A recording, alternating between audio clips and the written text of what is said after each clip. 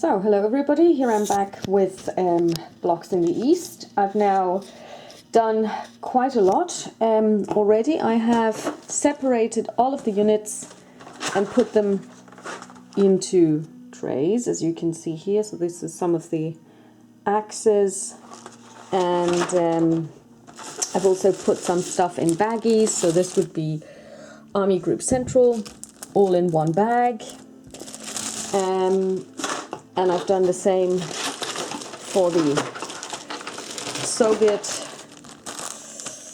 troops. So now it's much easier to do the setup.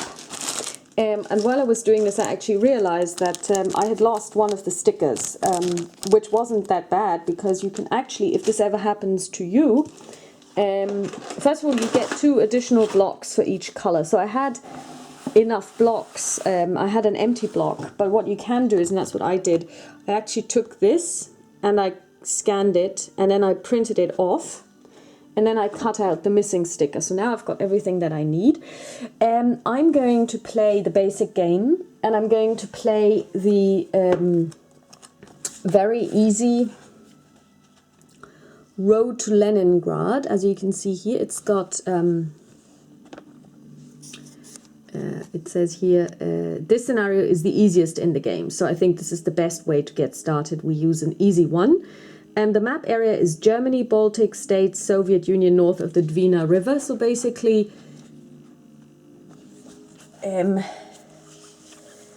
anything that you can see here. So here we would have Finland, which is empty because Finland doesn't really play a role. So the Finnish troops are not set up.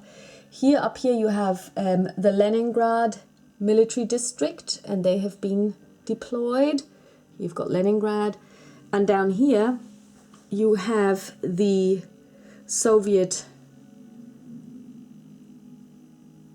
area of the Baltic military district. And here you have the only German troops, and that's the Army Group North. The Germans actually have two planes, 1 fighter and 1 bomber. The Soviets have none. And basically, when you look at the setup, it says setup is according to the BSS. So that's Barbarossa standard setup, and the Barbarossa standard setup is explained here. But deploy only the Baltic and Leningrad military districts for the Soviets and the Army Group North for the Axis. And if you want to know what they are, you look at this. For the Soviet Red Army, very simple. It says up here, Leningrad MD. And it says frozen, which means that on the first turn they cannot move. And then it says Baltic military district. That's these yolks down here, and I assume that, and this is now again a question: is all of this the Baltic military district? So basically, everything that's blue. Or does because Vilnius and Kaunas are kind of set to the right, so I'm not sure if they're part of this particular military district. So I have decided not to deploy them. So I think it would be good if they could have, if the Baltic military district is all of these ground troops plus these 2 planes, and it would have been nice if they'd kind of basically been grouped together. Like I said, I mean, this is a bit of a problem. In general, the setup information is probably not the best. And for Germany, we have the Army Group North. And by the way, these ones here, they are HQs, and they are not used in the basic game. So there you have all of these troops. You have 2 artillery. Narvik is not used, so basically this isn't, it could, I assume that Narvik is actually part of the Army Group North, because it's in small print, but Narvik isn't used, this whole thing isn't used in the basic game, so I'm not setting these up. So, Now, the next question is, how do you deploy the troops?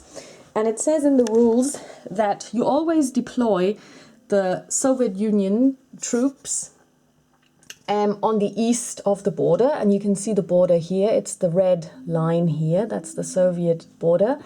And they have to be set up in such a way that every... Sorry, this is wrong. That every...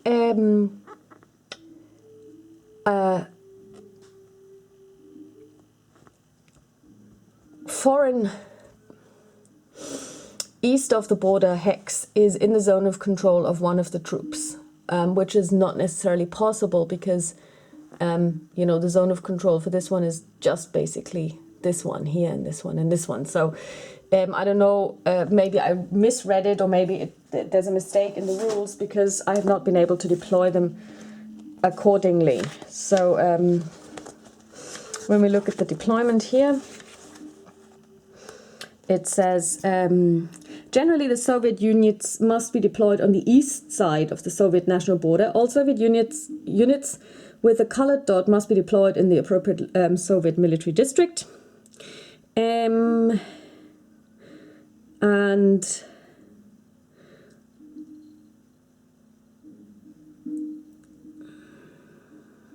so that every hex on both sides of the Soviet national border with Finland, Germany, Poland, Hungary, Romania, Turkey and Iran is occupied by a Soviet unit or is in a Soviet unit's ZOC. And that does not work up here.